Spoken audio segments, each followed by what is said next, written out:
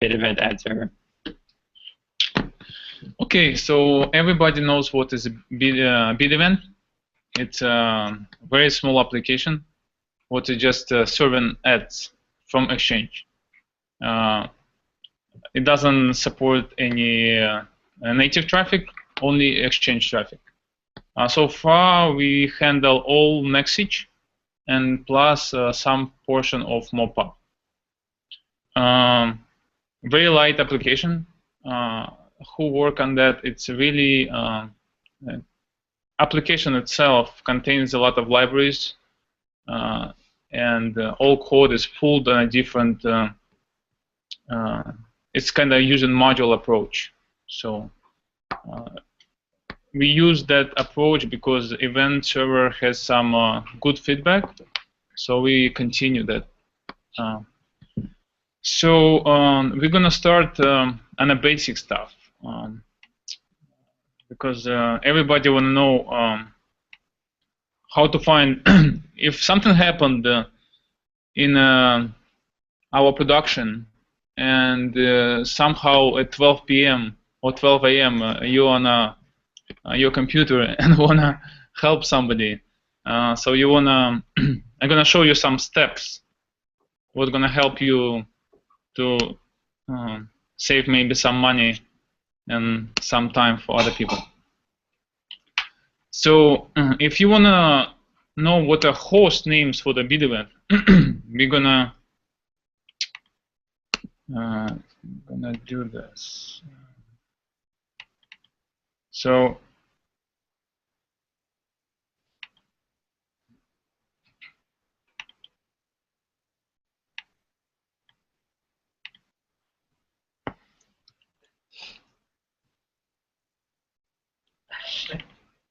okay, so we're gonna go to the cacti and we have our bid event and we have our host names for all bid events. So far we have only 16 boxes running and we have a lot of metrics in the cacti and everything what is bot PO1, this is all live boxes. Boss PO2 is not live boxes. So we can see a lot of cacti graphs. They all useful, I think, in some point. So we have some timers, we have some QPS numbers, we have some graphs what not there. Okay. Okay, so we continue. So it's a lot of graphs, and of course you can see something very strange. For example, I'll give you an example. What is exactly? Yeah.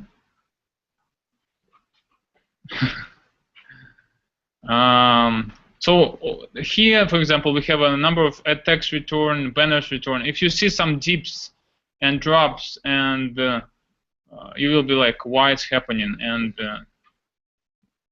so I found today something in the morning that was very strange. I'm gonna show you. So this is a SSP cache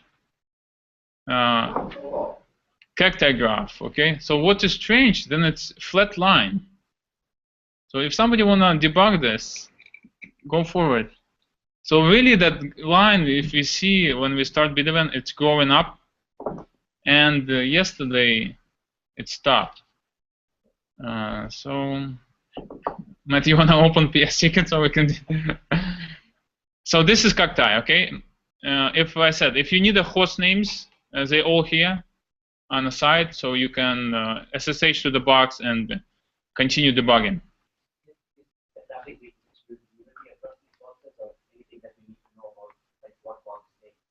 Repeat the question. So question is if traffic distributed evenly, if we need to know if something not evenly distributed. So yes, traffic distributed evenly, but it's distributed by number of connections. It's not distributed number of data was sent to connection.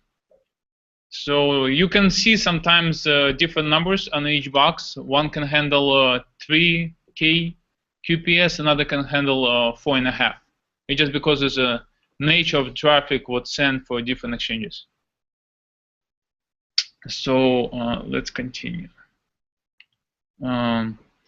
So now our bid event has a lot of different resources available for debugging. First resource, let me share other screen.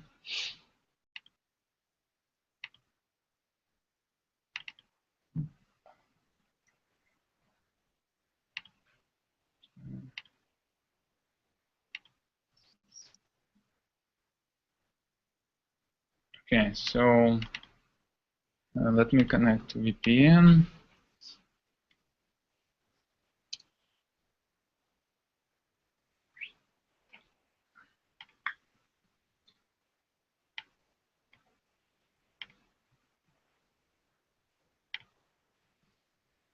So we have a pin. What is give you ability tell you when box is in service and what version of the application is in that box. Okay, so very useful information. Say if it's something in service or not. Then we have 4 different resources. What is coming out of box from CodaHell? It's a pin. Okay, it's under secure port 8081, and it's under admin resource, admin-pin. So we have a pin. We have a metrics, what is pulling all JMX metrics what available. We have also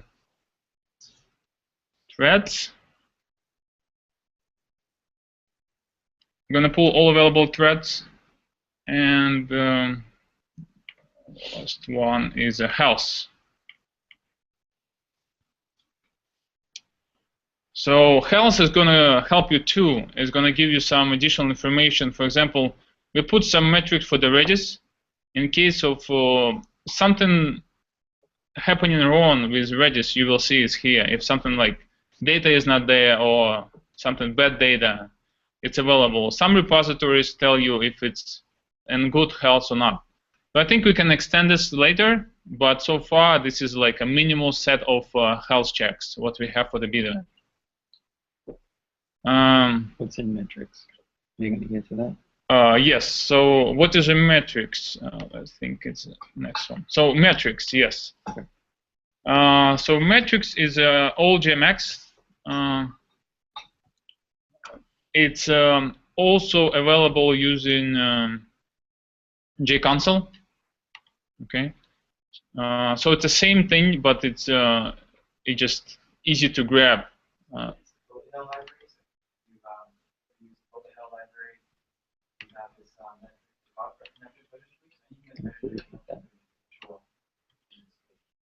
Yeah, so Masa said that this is a CodaHill out-of-box library. It's using a metric registry component. So if you use that before, you'll be able to easy to find those metrics. It's just it's a JMX. Yeah, I know that. So I'm gonna share a screen for the JMX.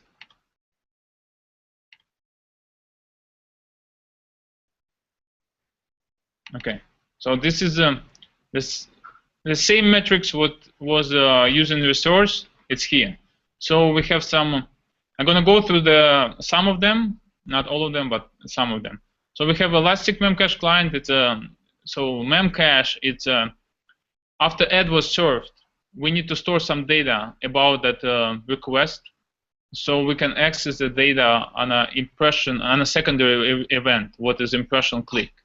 So this is a client, then it's pushing data to this Memcache. So some metrics here, and then we're starting with some metrics what's related to our application. So we have some errors. What type of errors happen? Like At builder error, it means something wrong with our Solr index. If it's a timeout, or usually it's timeout, so it's an at builder error. So you can see our QPS is 4 per second so far. It's number of add spot not found. General error is usually if it's we cannot figure out what kind of template. If it's user agent missing in a request, so it's going to be general error. Inactive add spot, it means add spot was paused. So we know it's in our cache, but we cannot serve it because it's somehow it's some reason paused. So number of add match, no add matching. Oh, it's a lot. It's almost 300. And OKs, it means this is how many adds we return. It's number 6 per second. Also, we have resolution errors. It means in point of resolving and understanding data about request, we got some exception, and we cannot continue. So this is resolution exceptions. Also, we have another piece of information about consumer. It's in our DMP storage when we got data about user. So you can see how many, what is no exception. That means looks like we called DMP and got response, and it's no exception. And we have 3 different buckets. And then looks like 2 buckets give you sometimes exception. So this is DMP. So, and then we have different resources. So each exchange has own resource, and you can see all those resources here. And the mop-up, for example, had some traffic, and we have a Nextstitch get some traffic. Is that percentile? Is that a response time, or what's that percentile? Yeah. It's, okay. So, and then another stuff is about what kind of ad do we return. It looks like we return ad tag, banners, no ads with media and video. So far, no native.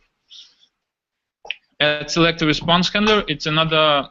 It's data about we call beefcake, and we got some 200, 500 exceptions. Okay. So validation exception, usually it's exception when we call beefcake, we got some data back, we start parsing it, and we failed on somewhere. Okay, so it's very usually small amount. Okay, so then we have a DDR, what is device discretionary targeting. Something. So we have this is all information about device. What kind of devices do we serve, and how many of them we get served. This is usually counts, so you can useful information too. I think you can find here Android, iPhone version, everything. We have some stuff about Android generic. If somebody interested in get some investigation, it's here. So then another information about Flume. We add some metric for the Flume. We see how many Flume data we send. Also, we see something, how many requests we drop. Where is it? 6 drop events. No, it's a queue. Oh, yeah. So this is so somehow our Flume client, Flume client said, then I cannot send data. Instead of backing up the data, we just dropping it. We have ability to buffer that data, but because request is not very important and not the billable, so we decide to drop it. If we want to change that, it's easy to do it. Also, we have a list of strategies for each. So when we run resolution on a bid event, we hit some strategy to resolve some data. So you can see then we hit some strategies here. And of course, our Redis SSP cache data is available on those two bins. So cache size is what we have in our cache. Looks like 37 megabytes. And the get is how many times we pull from Redis. Okay. So usually that number it should increase. If it's flat, it means we don't pull data from the Redis. It's bad. How often do you pull data from Redis? How I understand, it's triggered by toppling sync, and it's every 20 minutes. I think it's every hour. So far, every hour. As we get away from TapLink, we'll be able to increase the frequency of that. Yeah, it takes usually less than a minute to pull that data and deserialize it. Can I ask a quick question? Yes. So most things here in JMX are read-only. They're just metrics. There's nothing that can change here, and it will on the fly affect something. No, it's we have ability, but we don't want to allow that. Okay, so this is not the intended way to choose. Yes, yes. Yeah, we don't want to. Yes, it's true. Okay. I mean, like, all the everything published in JMX. Like, there's nothing that allows.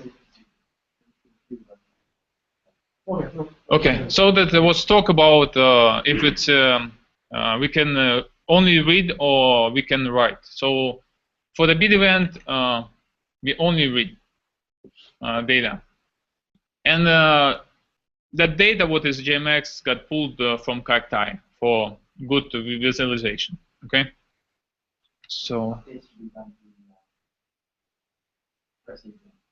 yes, yes. So.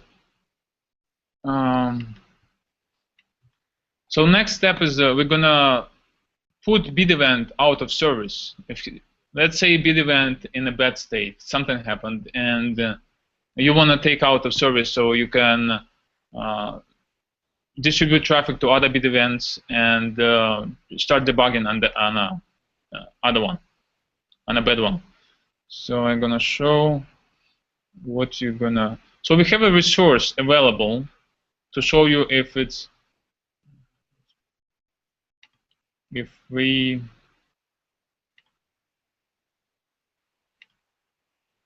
okay.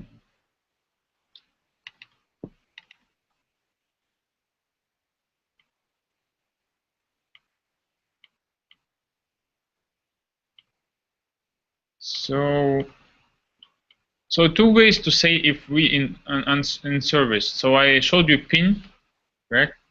And this is another one. This is configure source to tell you in service true. So we have ability to make it false, and this is just basic JSON. You just post. Wait, this is posted to the event server itself? Yes. So the event server takes itself out of service and tells the load balancer those more traffic? Yes. Interesting. How does it tell the load balancer that? Load balancer using a pin to read the data. Oh, and so the load balancer will ping it, see that it's out of Yes. service and automatically Yes. balancer. Gotcha. Cool. Okay. Okay,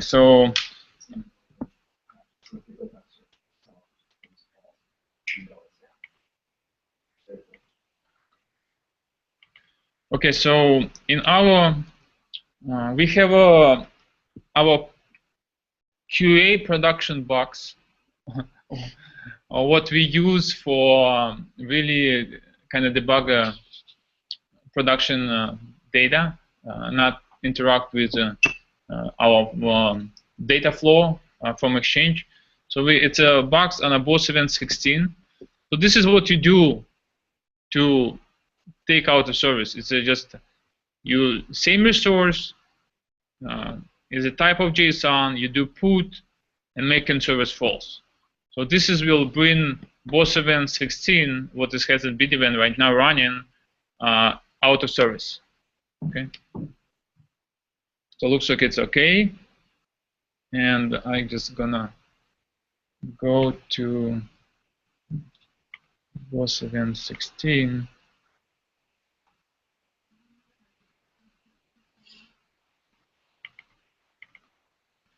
like it, 8081, it's a secured resource, so it's not available outside, so only inside. They have to be But anybody in the company could. Yeah, yes, yes.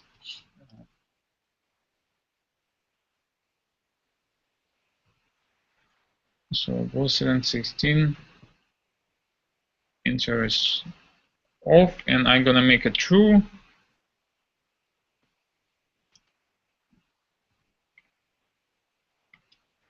True. Okay, so this is how you make it true false for the in service. So it's gonna help you to stop sending traffic to BDMan in case something happened at 12 a.m. So there's that common pool of SSD caches that all the video events talk to? Or Yes. Is there a one-to-one So so question was is the SSP like one box when all bit events is talking to? Yes, but it's using different approach. It's not asking for data. It's it's describing for the messages. So if you say please pull data, it's gonna pull it. You're not pushing it; it's pulling data from Redis. But we have a pop-sub messaging system. So as soon as it tells you then pull data, it's gonna pull it.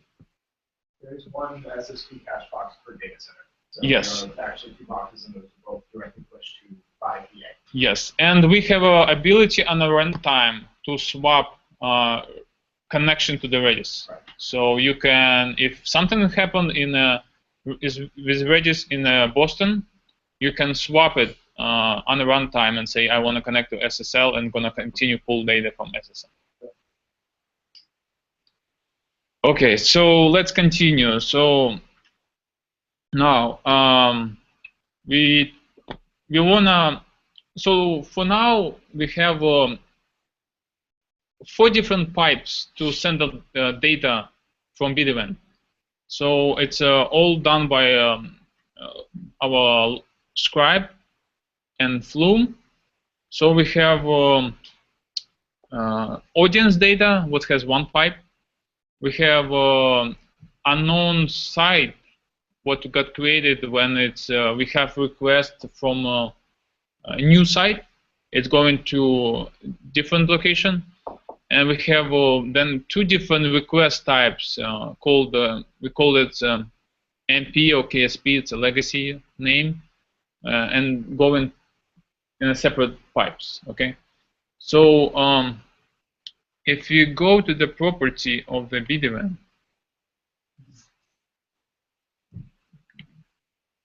you will see all those loggers configured in the properties. Of course, this properties used by bit event. So not all of them available to be swapped on a runtime, but some you can swap it. So we have audience data. I said that it's one of the pipes. We have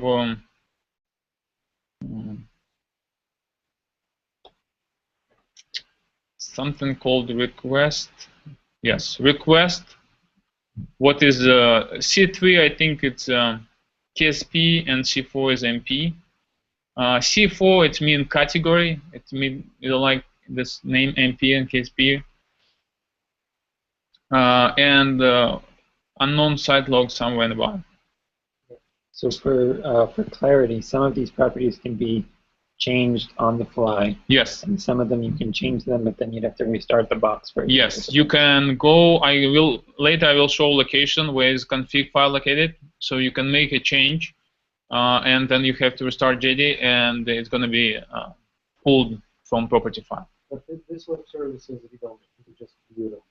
The property, yes, yes. But not all of them requirements.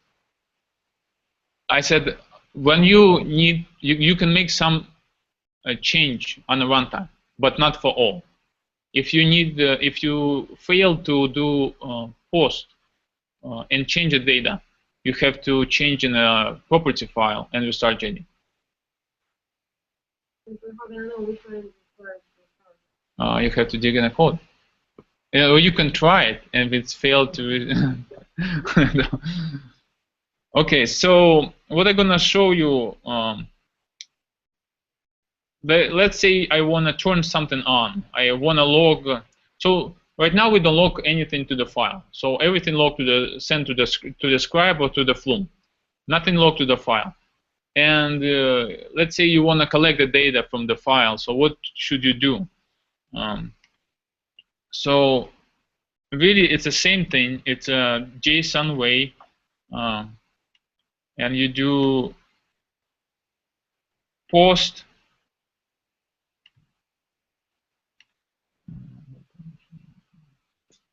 Okay.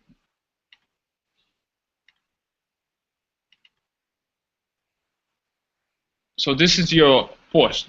So resource property, JSON, and you specify what kind of property, key and value. So I'm gonna say then I want an unknown site log to file to be true. Okay. I post it. Tell me then it's gonna update it. I can really, I don't wanna read that. So I'm gonna go to the resource. Quick question. So Yes. you happen to be using put HTTP method. Yes. So does it matter? Yeah, it's only put acceptable. Also, in this case, put is an update to existing resource. Yes. Get only read. Yep. So boss select 16.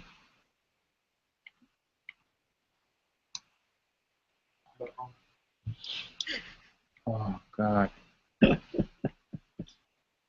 It's too smart. Something like that. Okay, so it's true. So this is, you can make a false, you can make C4 true or false. So when you make that true, then logs, we will see some logs dump into the file system. And I will show you location of those logs.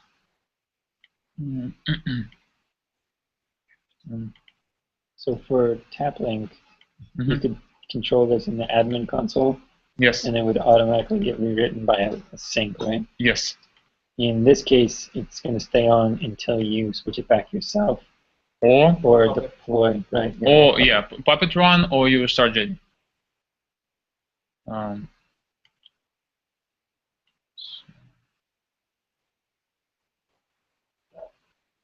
Okay, so let's go to the file.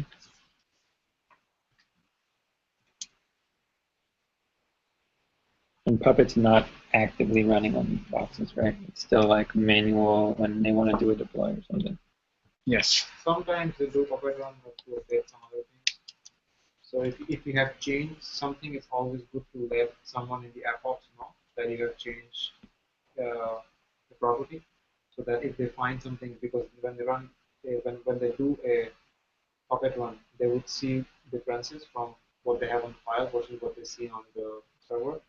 They might get worried.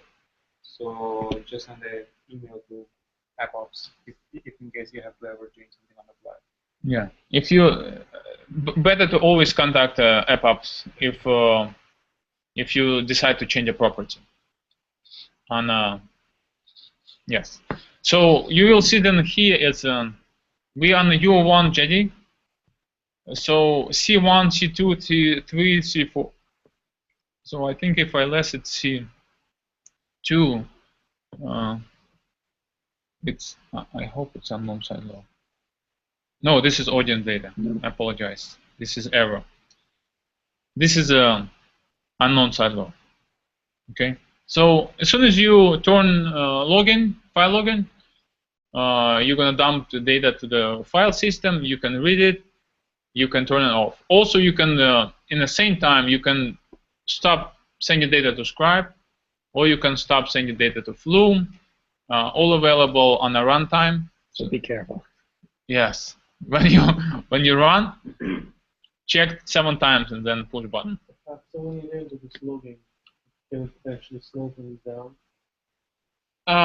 It expands away. Yeah. We don't log a lot. but it can. Let's say for request logs, it would definitely slow. I think quicker you fill out our disk, then you're gonna kill the really application. Within a couple of within less than like 10-15 seconds, you can write like 100 megabytes of log. Yeah. So people should be careful. Yeah. So you should not like leave it on for like. I think 1 second enough to dump 4,000 requests. So I think 1 second is enough to collect a lot of data. Okay, so we got some logs. Good. When this is logs for debugging, but we have error logs too, and for our application. So usually In a different place. in a different place, yes. Place is var jump tab bid event logs, and usually logs called bid event dash and data. Info log is done. It's for our debugging purposes. So let me go to production box because I want to see how frequent we have errors.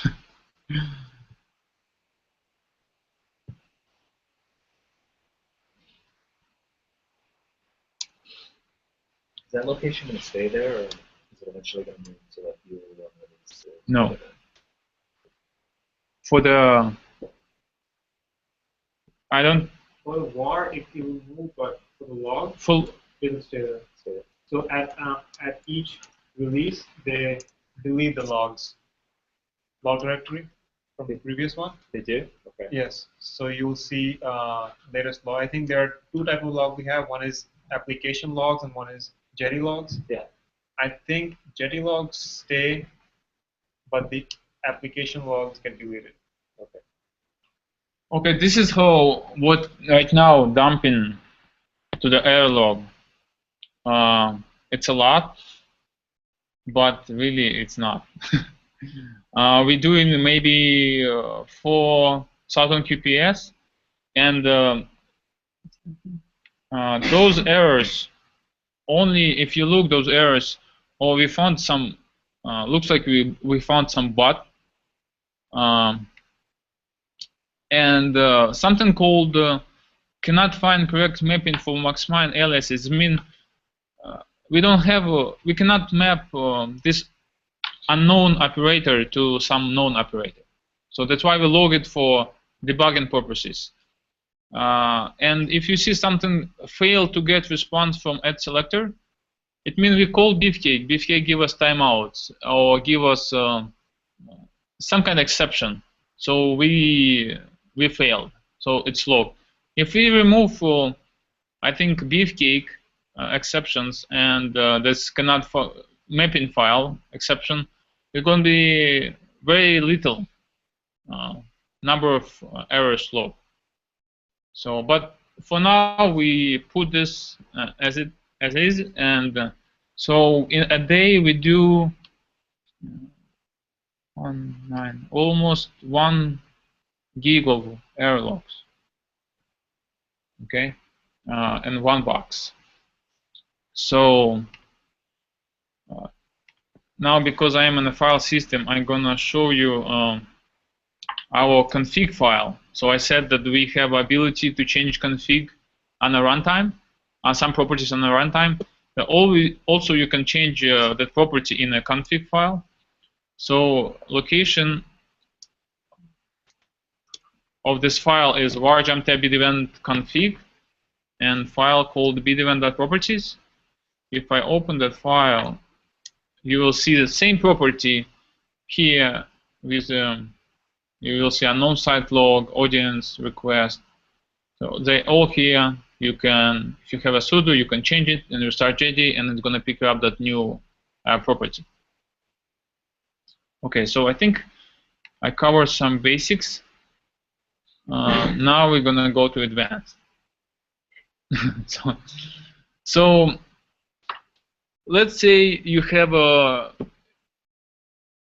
request from Exchange. It's a JSON. Usually, almost all exchanges support OpenRTB. What is required to send the JSON. And you have a request, and you want to see why it's not performing well and why it's not serving ads or something like that. So I capture one request today in the morning, so we're gonna try. So it looks like we're gonna hit the next. This is next week's request. We're gonna post to the next resource with a JSON type and using JSON body and see what we're gonna get. Hold on. Yes. Just wait, okay? I'm gonna show you how I did it. So first time I called and I got 204 because we didn't find ad. Second time I called, we got the ad with the JSON response. So this is very nice. Not often you can get this. You got lucky. So the very powerful tool in our legacy Stan, we have something called Wally. Yeah. What is gonna help you to debug request. So here we just add another resource called debug.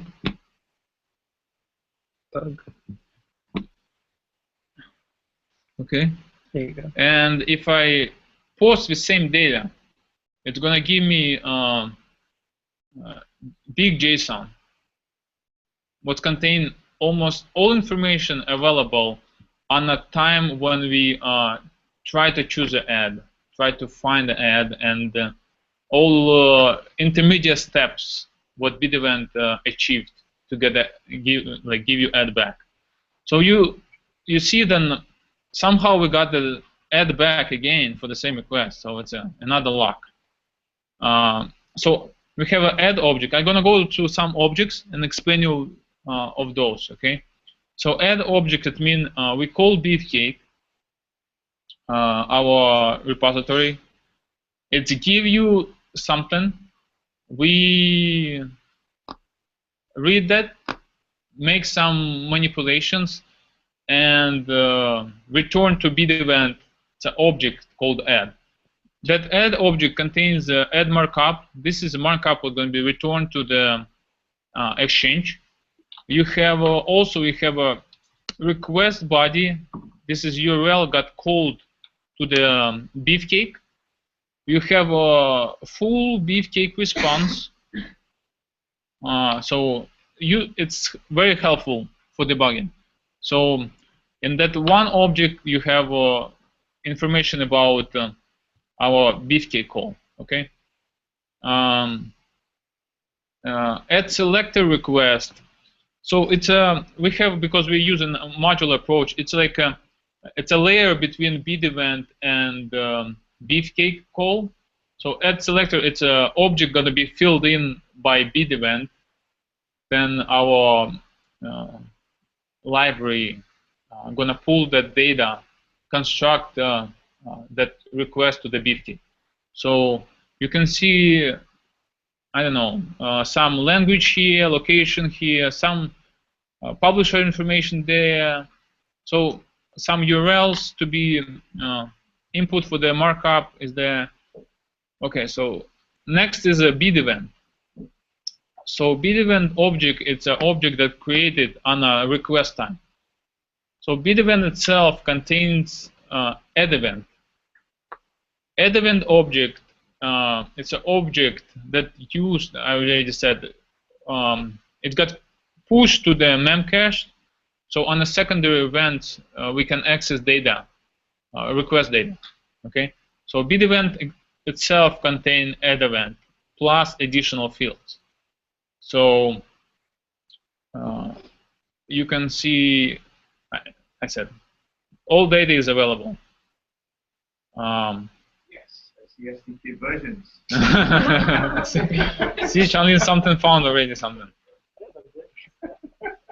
Okay, so next object is consumer. Looks like it's empty, doesn't have anything. So we called our DMP service, and we didn't get any information. So it's consumer.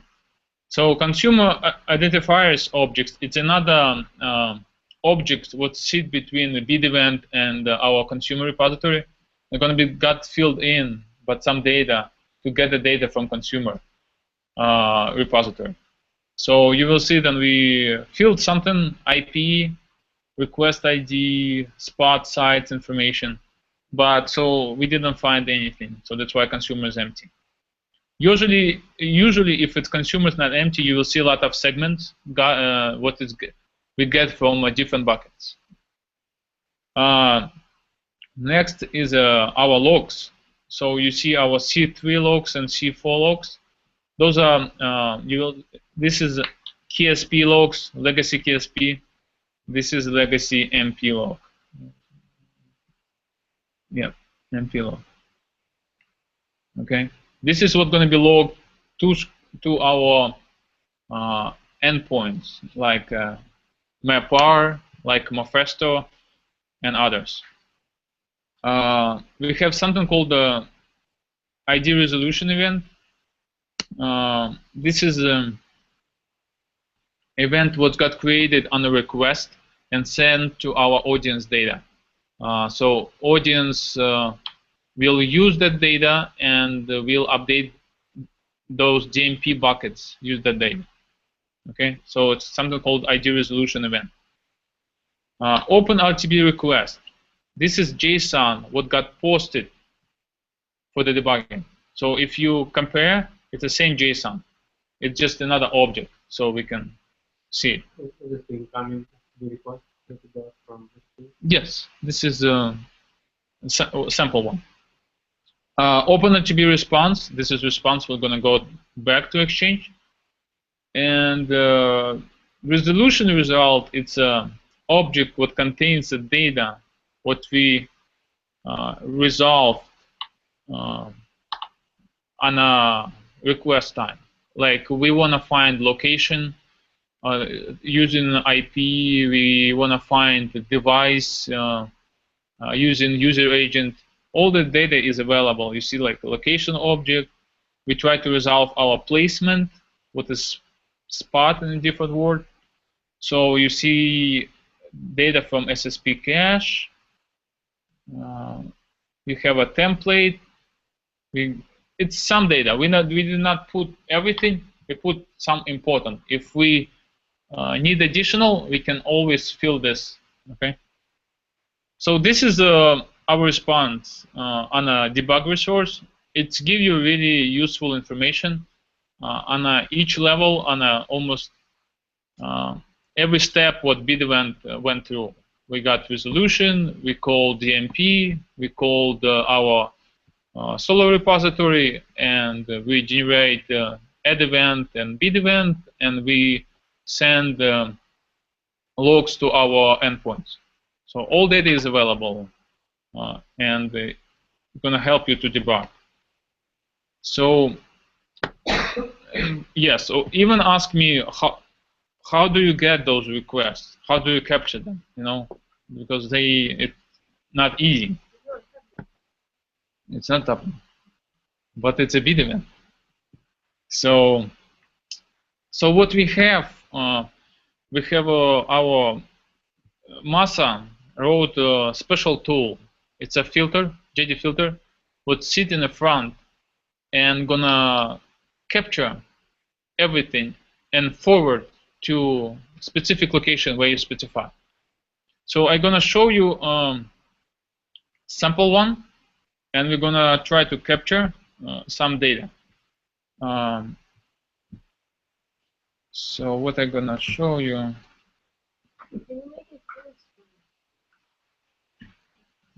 Okay, Ivan, especially for you. Is it good? Okay.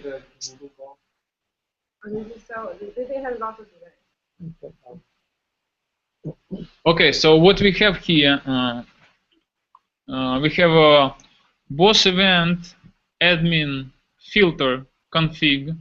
We do put JSON object, and we specify. We specify some parameters. Okay, so we said match limit is 11,000. I'm going to explain later what is it.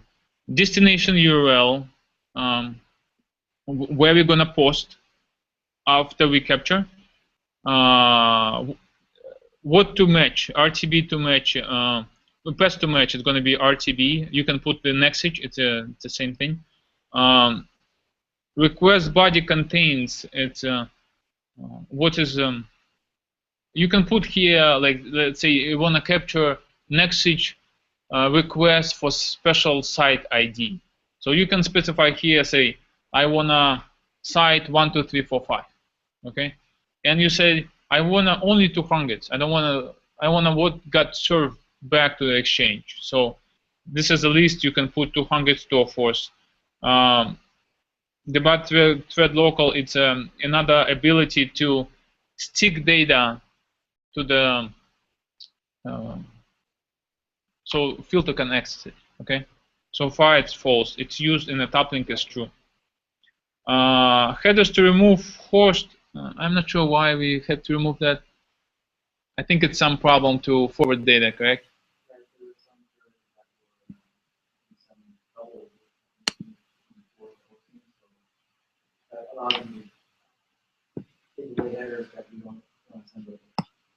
Okay, and this is a header, it's duplicated, this extra, okay? So what about match limit, okay? So it's a question about match limit. It doesn't tell you it's gonna collect for you all 11,200 from the message.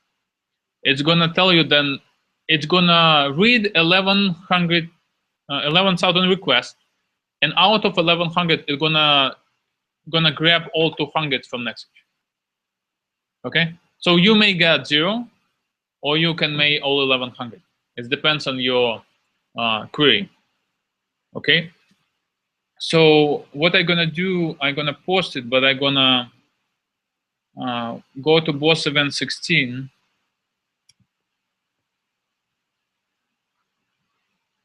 And tail logs, and show you then we got some data coming in. I tried. Okay. Let's see.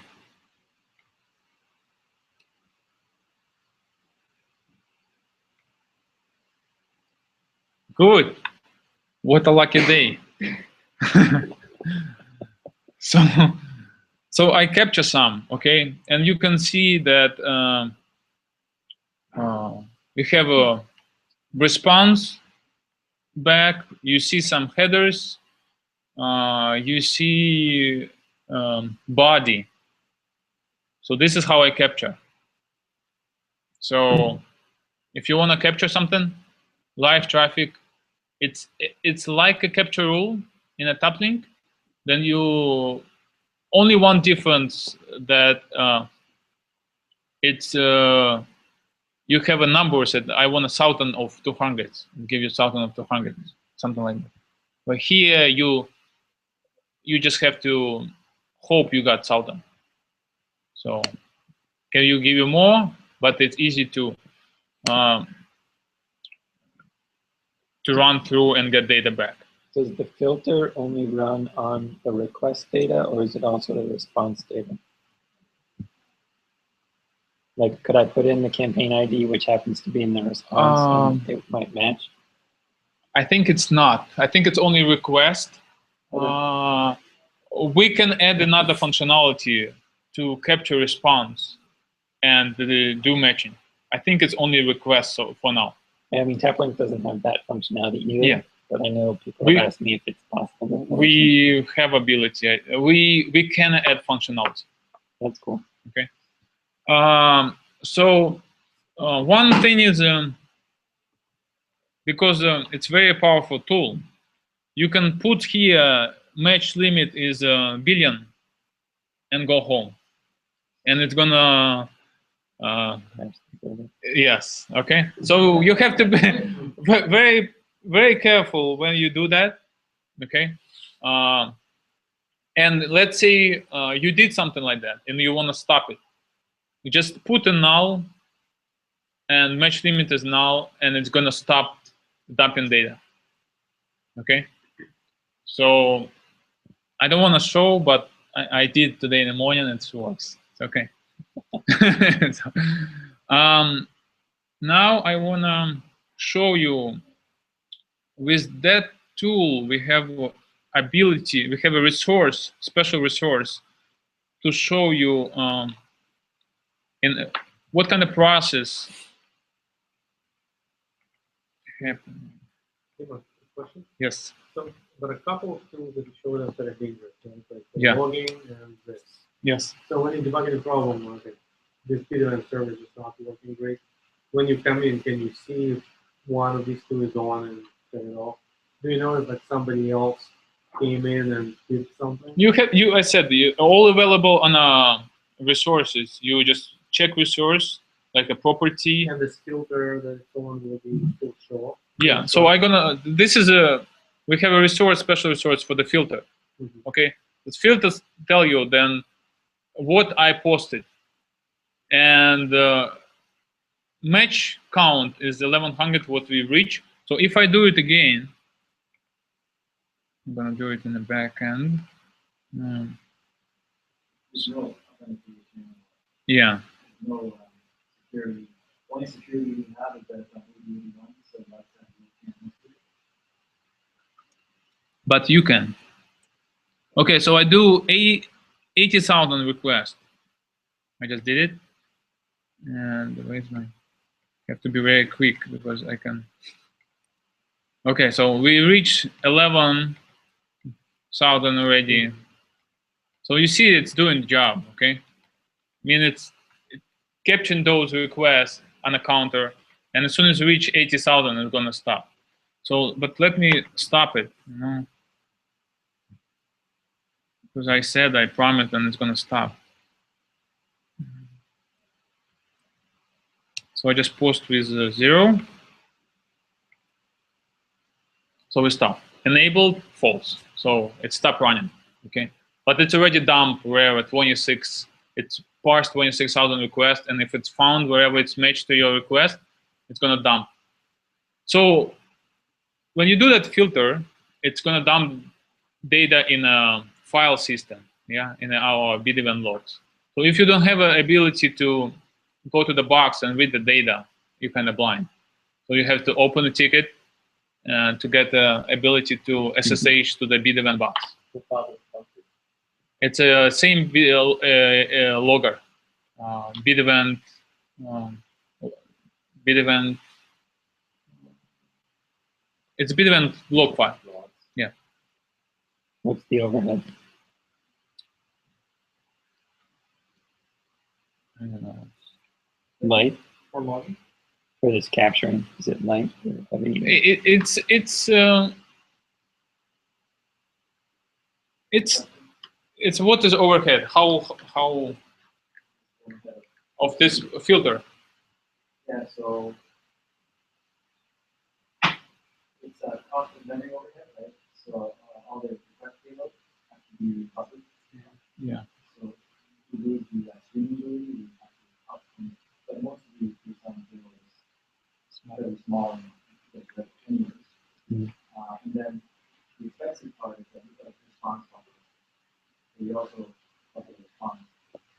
And so matching on the response can be expensive. And that's why we don't,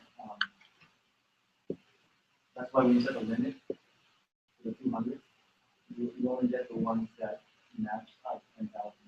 You don't wait and buffer every single response for the 10,000. So The responsibility for some of these different maximum expression that you get.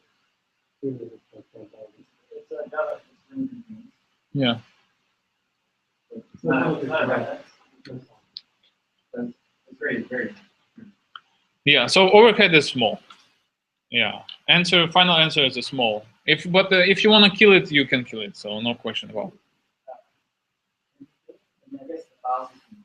Yeah. Yeah. If you make a limit of a million something. So it'll slow down. Yeah. The worst case the logs, the logging will include the amount of districts. Right. But that's not the one. And another thing is, okay, so let's continue. So this is, I have a question. Can two people do something like this at the same time? yeah, you're gonna overwrite yourself, you know. One person here's the can thing. overwrite someone else's work. There's this thing that if you have already someone put in a match limit of 1 million, it just keeps on running till 1 million. There's no way to stop it. No, I just stop it. No, but when you try on TapLink, you update it to 10 million. Okay, so you can stop it. So Joy failed once, but I verified today, then you can stop it. Okay. I think the answer is though that when you create it, if someone else creates it on the same box, they're just going to overwrite yours. Yes. Yes. And I said you always have ability to monitor using resource. Okay. So you post something, just check, make sure that. Yeah, so we should check before we Yes. change. Yes. Yes. Okay. So how I said, this is a special resource. Okay. So let me go back to the terminal.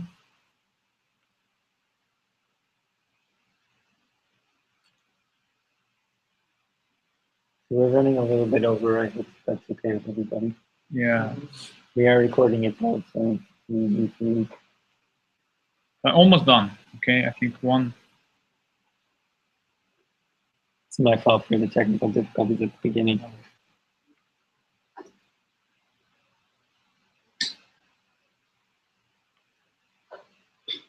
Okay, so I'm in terminal back.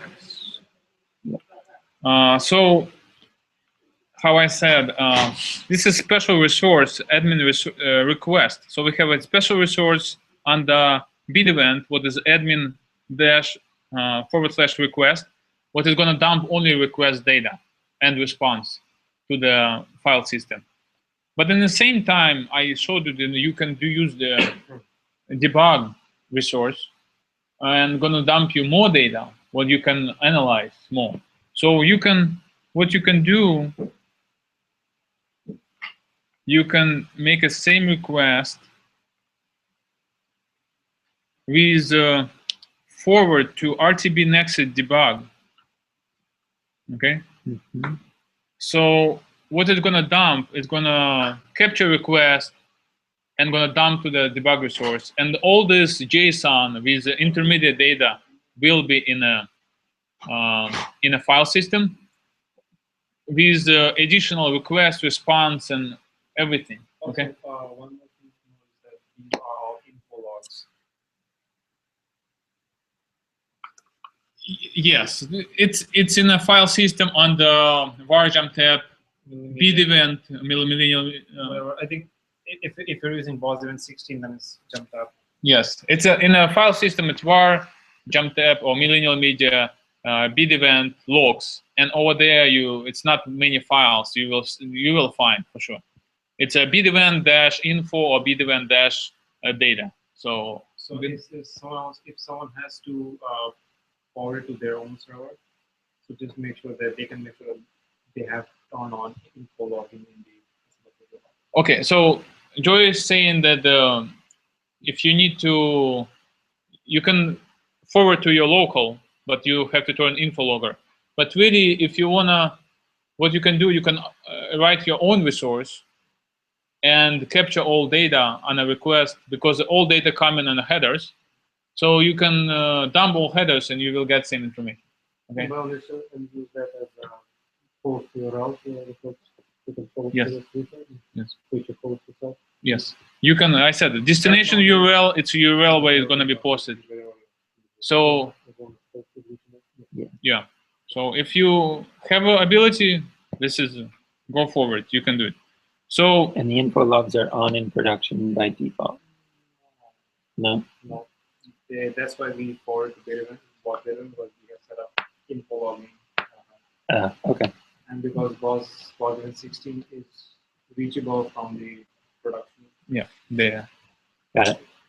Okay, so I really don't want to do this because it's just gonna dump a lot of data in a JSON format. But you can do this, and it's gonna Same as the data before. Yes.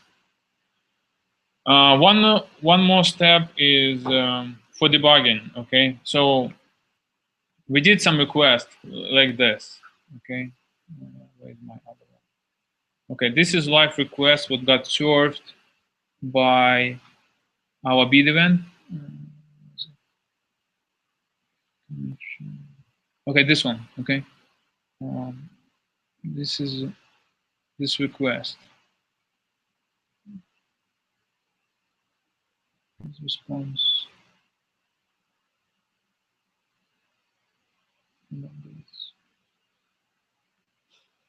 Okay, this is bid ID. Okay, this is response. This is request and response. Okay, so we serve that for sure, and we have an ability to see data from Memcache. Okay, so I said add event stored in a Memcache, and it's used for secondary events to access the data. So our request ID, it's a unique ID. What we generate by request is a same key to access data from our Memcache store. Okay, so currently this is. Oh, God. Okay, let's go back. So where is my?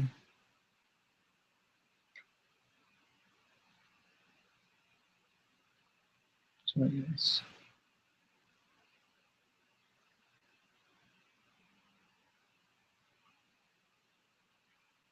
Okay, so this is this one. Okay, so I'm gonna show you.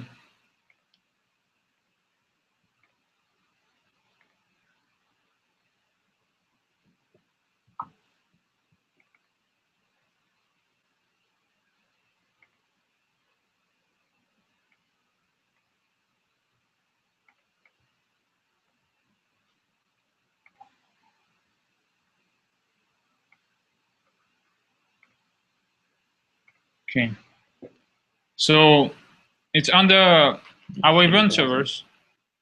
Okay,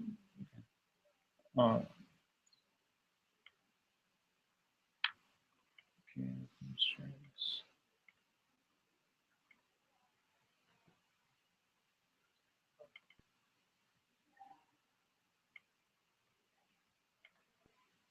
Okay, so boss event, it's under boss event, okay, because only event servers doing gets, bit events only doing puts, okay. So because this session event or add event was stored for 1 hour, so you have ability to in that hour to get the data. So it's a e-admin session, and key is a request ID key, so you can access it. So you have a same add event what was in that response, okay. So you have a same data, you can analyze it, and I think if we serve an impression, we will see a counter for the impressions and clicks. So if I think if I hit one impression, here's my impression.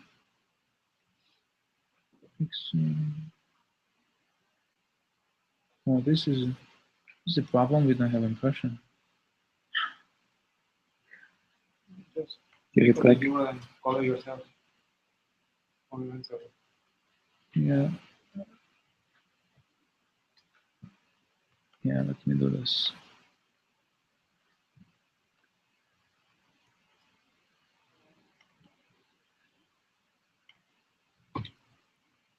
Okay.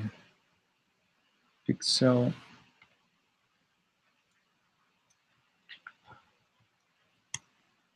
Okay, we got impression back. Yep. Yeah. And you see impressions, number 1 impressions. Let me do it again. Okay, so we have ability to see impressions, how many clicks, how many wins, and also that auction price, what got back from exchange. So as soon as we got back from exchange auction price, it's on a win on an impression. It's going to be stored and reduced by other secondary events if it's that auction price is missing. So it's like additional storage in case of very important data for the budget is missing. Okay, I think I already covered a lot of data. Also, so for now we don't have a New Relic installed on the bid event. We're waiting for the licenses. Okay, but when it's going to be installed, I'm just gonna show you what we usually do. We have a New Relic on event server. Okay, so it's running in a boss event 04. So usually what you look, it's errors. You know, it's very important. More errors, more problems. So this is the type of errors we have on the event server.